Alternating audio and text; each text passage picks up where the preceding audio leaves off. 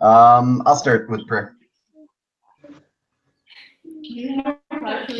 Our Father in heaven, we thank you for this day and for the chance we have to meet together as a team and discuss this case study. We pray that thy Spirit might be with us as we do so. These things we pray for in the name of Jesus Christ. Amen. Amen. All right. This one's a little more detailed, huh?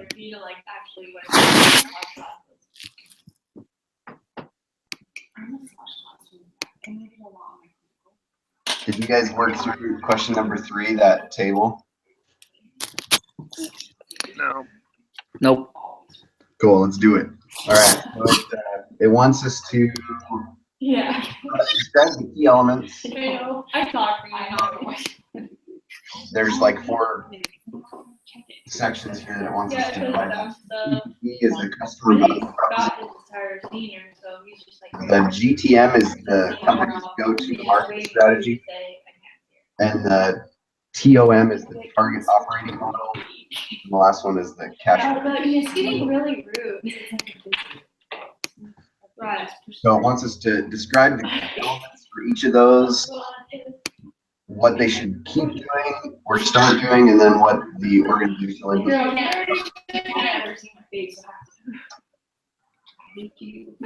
Molly, did you go through those?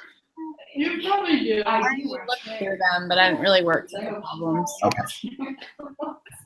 I think you want to doing too. So I kind of worked through it. You guys, I'll read off what I have. Your thoughts too as we go, I guess. So for customer value proposition for the first one. I'm really trying to get this. Wait, hold on. Hey, can everybody mute their microphones? Because there's like a lot of background noise. Yeah, I'll mute mine. There we go. Cool. So for customer value proposition, for the key elements, I put provide added security to their clients, faster load speeds, and they focus on customer service. I mean, I think that's one thing that they like to tout, is that they provide, greater customer service than any of the competition. Did you guys have anything else about that?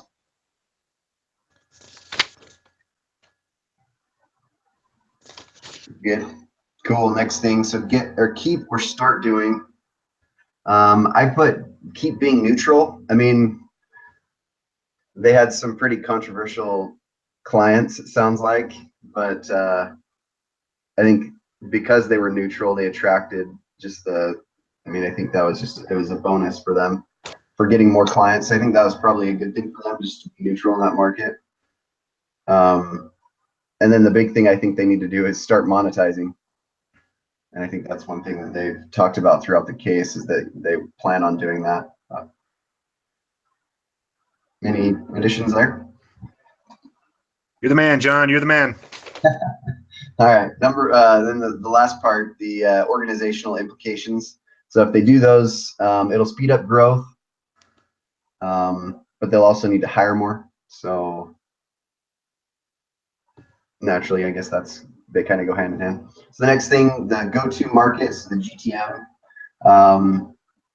feels like they really focus on partnerships, it seems like. So like partnerships like GoDaddy and whatnot, they would kind of bundle their service in there, and that was like how they really got going to the degree that they're at now in the case.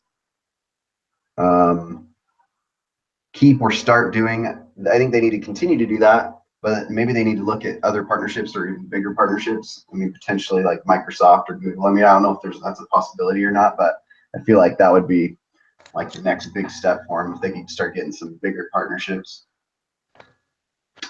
before somebody else does. That'd be good. And then the organizational implications of this, naturally, again, the company will grow. I think a big part of this, in order to expand into the other partnerships, is they need to hire a sales team, like an actual sales team, rather than just a bunch of developers. Well, and I also think that they need to, well, because they have a lot of people resigning or putting in their 2 weeks. I think they need to figure out a better system and try and I know when they grow, they need to kind of go overseas. Well, they were talking about going to China or something that they can handle all different time zones, because they've had a lot of issues with the way their company's being ran. Like if they have any issues, the guy's pager's going off a bunch, and so they need to figure that out so they can actually keep people too. So organize it a little better that way. Yeah, I think that leads us right into the next one. So the next one, the TOM, or the target operating model. Seems like their target operating model right now is just to have a bunch of developers, and then all the customer service and everything is run through automation. Like it's all just like automated. And if there's any issues, like it's all automated.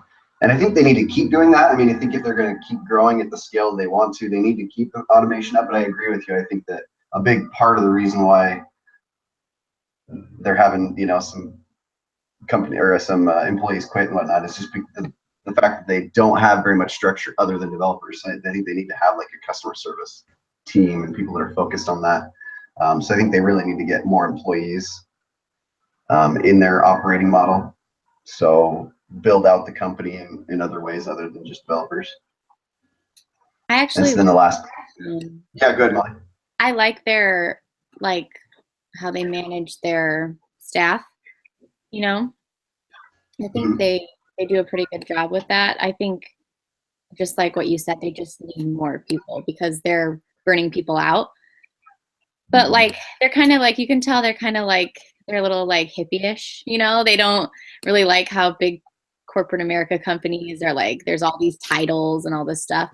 And I kind of like that. I think that they probably have a really good work environment. I don't know if any of you guys watched that really bizarre video. Did you guys watch those? Rainbows and unicorns. Yeah. Yeah. Sure. And they're like all a bunch of like nerds in there. It's like No, they're all developers. they're all super nerdy. That was funny though. I liked how it had the office music. But yeah, it seems like they have a good environment, but you'll burn people out if you don't hire people. Like if you don't hire enough people and you're just overworking people, you're gonna burn them out and they're gonna lose their motivation to go to work. So, I think that was the big problem. But I like they just gotta hire more people. Amen.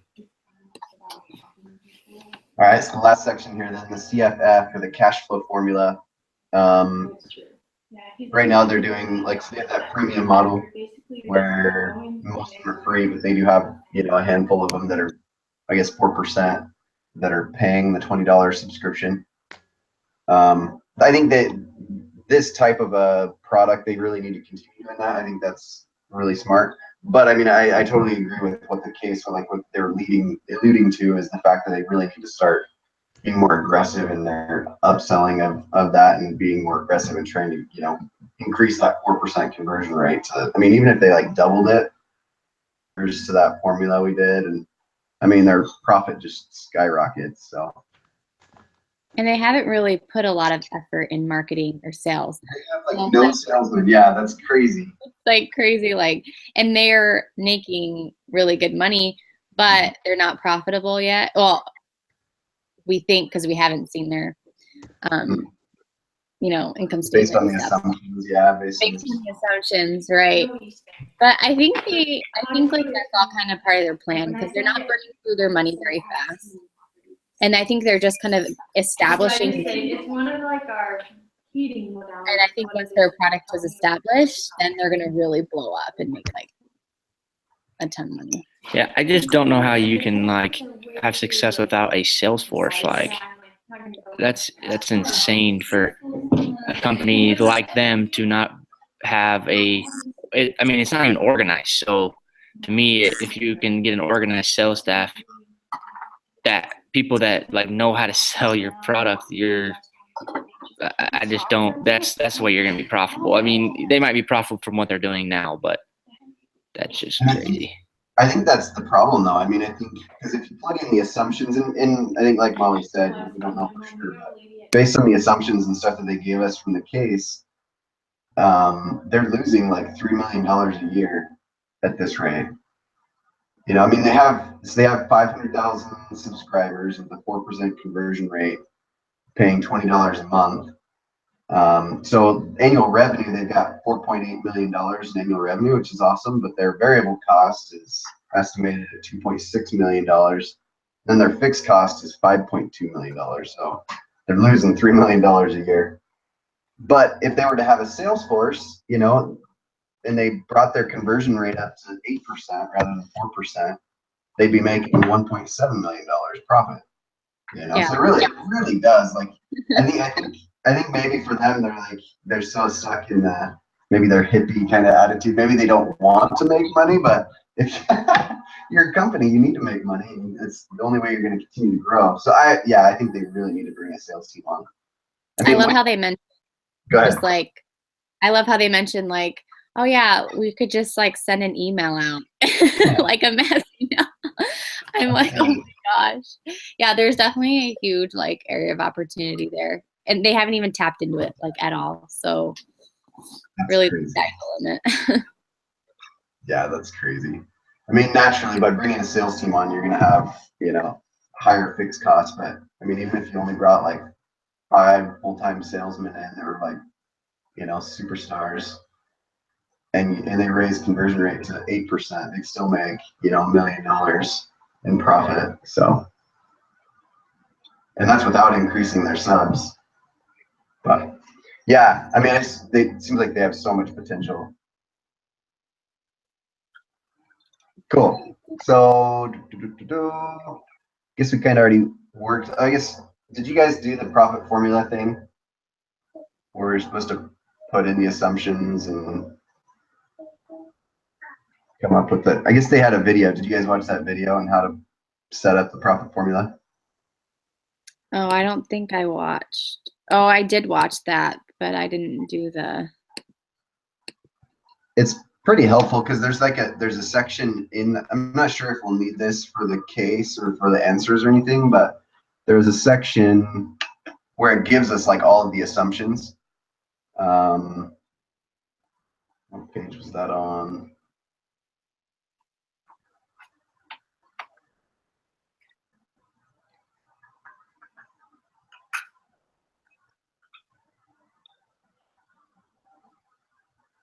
Yeah, so it's on page 6, the profit formula.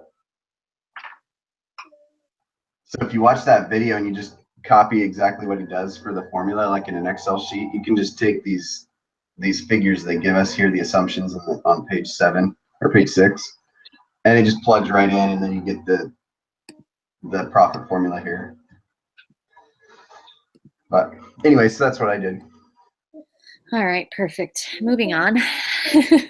Number 5, why does CloudFlare Flare management want to get big fast? What benefit does CloudFlare receive from scale?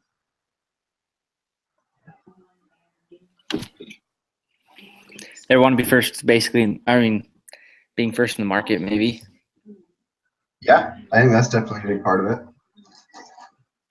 They mentioned that with like the current market trends and whatnot, bandwidth was really cheap, and so like the cost of getting more subs and people signed on was a lot. I mean, so if you plug in the profit formula that you have there too, our variable cost is way less than the fixed cost, and so as our subs increase, I mean, our profit margin just increases. So Yeah, I think that was one of the questions too. So it's definitely a solvent company based on that.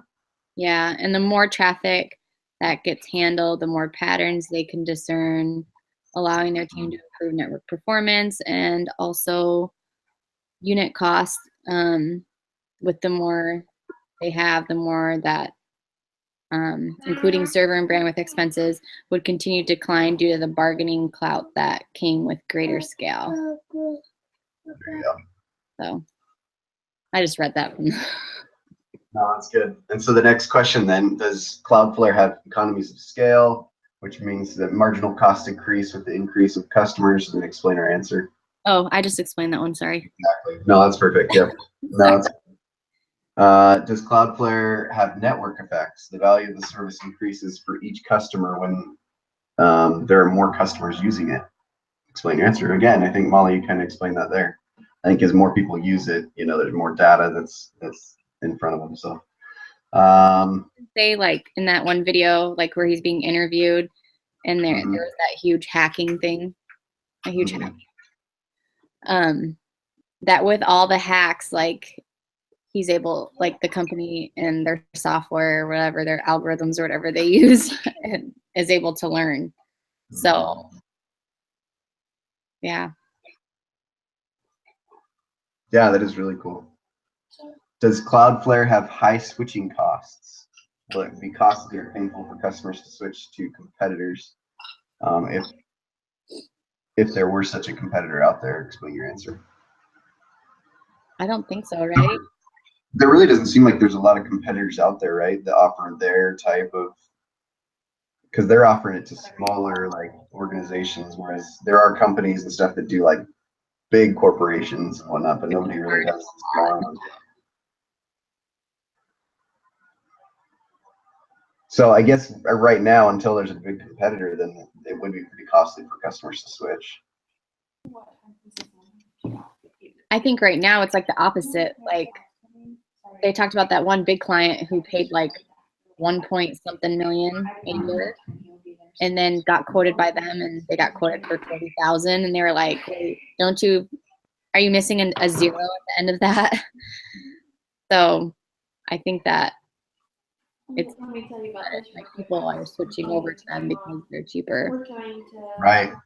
And I think the question asked, so the Cloudflare customers were going to switch to like one of their competitors, like leave Cloudflare, would it be more expensive? And I think you're right. Like that's when people, when they were coming to Cloudflare, they're like, holy cow, you guys don't charge enough. So, Right. cool. What other reasons might Cloudflare management have for wanting to get big fast? I think Cade. Market share. Market share, yeah, and first to market. I think that's a big part. Yeah, market share is big, especially with that type of company. I mean, especially the fact that there really isn't a lot of competitors at this point. I think that's really important to get as much market share as possible. Yeah. What reasons might you suggest for not growing fast?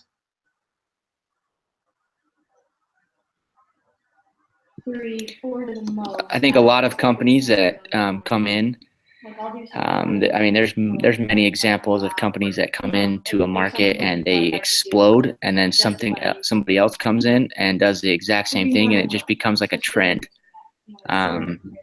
where maybe their product is it's revised and it's just a better product or whatever. But I see a lot of companies that grow so quick that they grow that quick and then they're already done. Like another competitor comes in, that competitor takes over, and then maybe another competitor takes over, and so it's just kind of like a pattern of those type of companies. So yeah, so maybe they grow so fast that they'd like push themselves out of the market. Yeah, or lose sight of like their focus. They'll get so big they really can't control where they're going. Correct. All right, number 6. Discuss each of the recent resignations. For each one, list the reasons why they left, and ask what would have to change for each person to stay. Is it worth it to make those changes to keep the people who left? What will happen to the other employees who work there if your changes are implemented? And why do people work at Cloudflare? What keeps them motivated? Did they join the company so they could be told what to do, have process and structure, or to change the internet? Well, I think most of the people, I don't know if they want us to specifically go through each of like the 5 or 7 people or something that quit, but it seems like most of them quit because they had way too much work. Well, it was the work, but it was also some of them actually didn't feel like they were utilized like they should have been.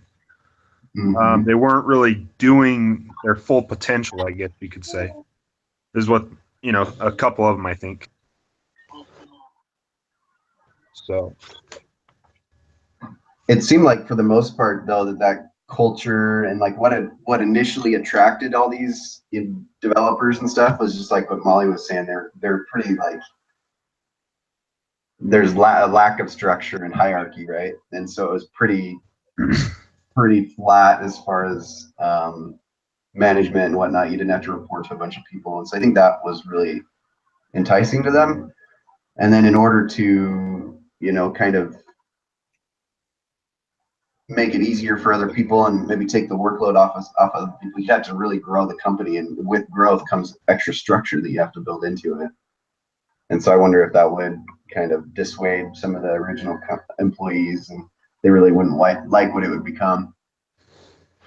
Yeah, I think you're right. I think with a smaller team, like their structure works, you know? Mhm. But when you have a ton more, when you're growing so fast, you're going to need to hire more employees. And when you have a ton more employees, you can't just be like, oh, you know, you don't have to really report to anybody, or, you know, you kind of have to have a little bit more structure. I'm not saying that they have to be like the corporate ladder, but they do have to have a little bit more structure.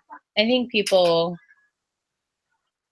at least for the most part, work better when they have more outline duties and more structure than without. But I think they need to find their I balance. think you're right. I think they haven't found their balance yet. I think they need to decide how big they want to get. I mean, if they want just a smallish company where everybody, you know, kind of does their own thing, then they need to make that work, and they need to have a profit formula that makes sense. But if they want to like conquer the world and be this huge company that, you know, is like the majority shareholder in their market, then they're going to have to grow and they're going to have structure.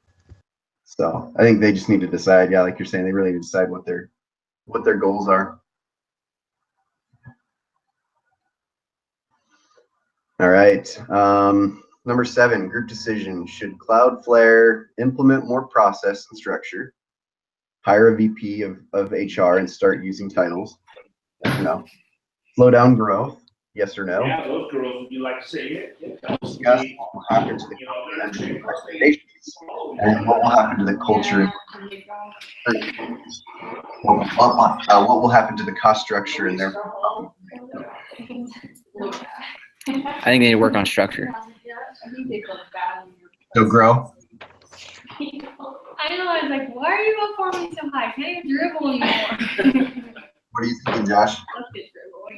Yeah, I'm thinking they need to hire a VP on their HR, Girls, you're not gonna win another state title. This is just a and they game. can grow. No. What about you, Molly? I don't think that they need to start using all these like high titles, but I do think that they need an HR representative. I think every company should have one. I do think that they should hire more people, implement some more structure. Again, just like find their balance. I think that they should slow down growth.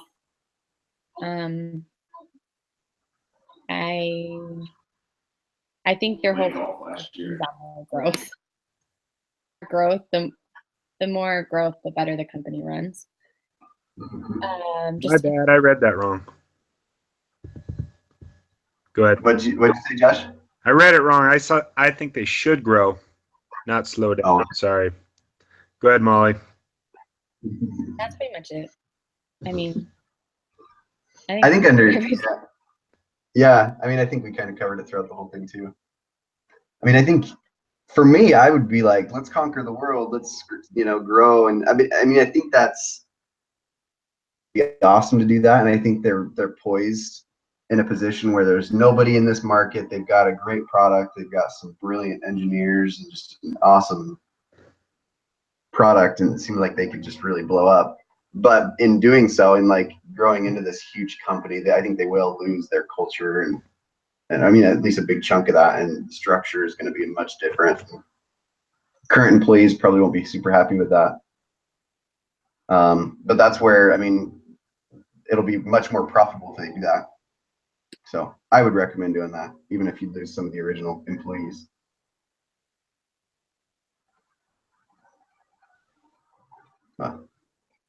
We good?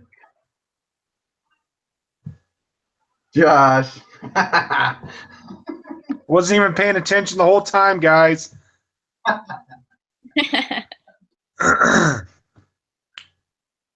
Oh, great. You got this. So from the bottom up, I'm assuming we all think they need to get an HR team. They should grow a little bit more, try and find their balance. The reason why a lot of people left is because they were growing a little bit too fast for their liking. See here.